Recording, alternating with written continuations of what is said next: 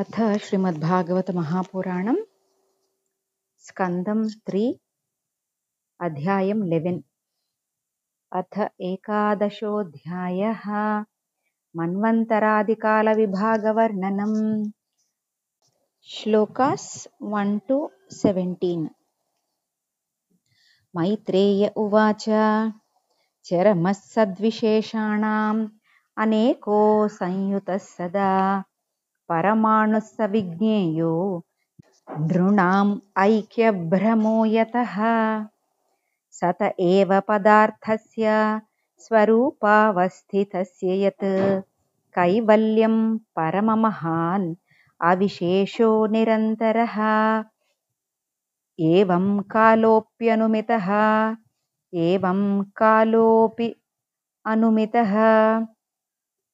सौक्ष्मे स्थौल्ये च सत्तमा संस्थान भुक्त्वा भगवान् अव्यक्तो व्यक्तभुग्विभुः सकालः परमाणुर्वै यो भुङ्क्ते परमाणुतां सतो अविशेषभुग्यस्तु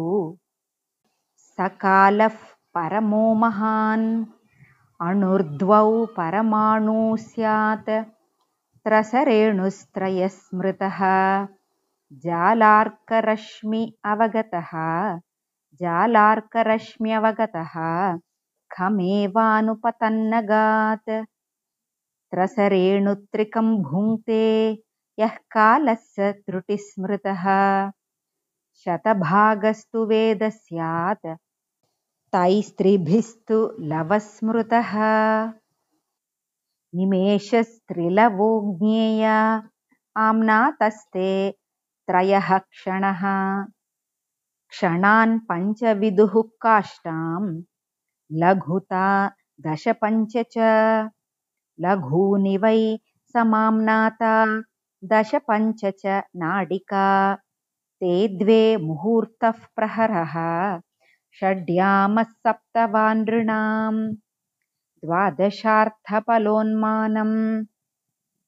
चतुर्भिश्चतुरङ्गुलैः स्वर्णमाशैः कृतच्छिद्रं यावत् प्रस्थजलप्लुतं यामाश्चत्वारश्चत्वारो मर्त्यानाम् अहनी उभे पक्षः पञ्चदशाहानि शुक्लः कृष्णश्च मानद तयोः समुच्चयो मासः पितॄणां तदहर्निशं द्वौ तावृतः षडयनं दक्षिणं चोत्तरं दिवि अयने चाहनी प्राहुः वत्सरो द्वादश स्मृतः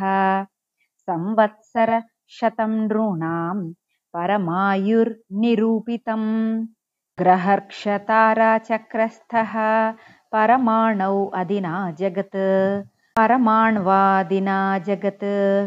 संवत्सरावसानेन पर्येत्यनिमिषो विभुः पर्येति अनिमिषो विभुः संवत्सरः परिवत्सर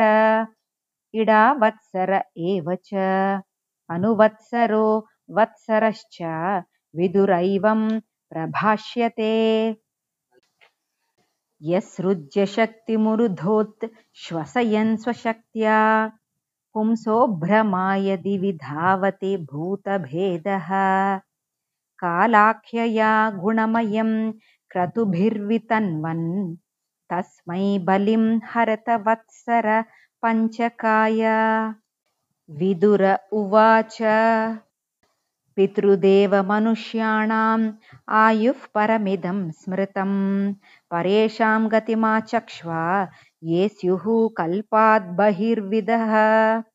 भगवान् वेदकालस्य गतिं भगवतो ननु विश्वं विचक्षते धीरा योगराद्येन चक्षुषा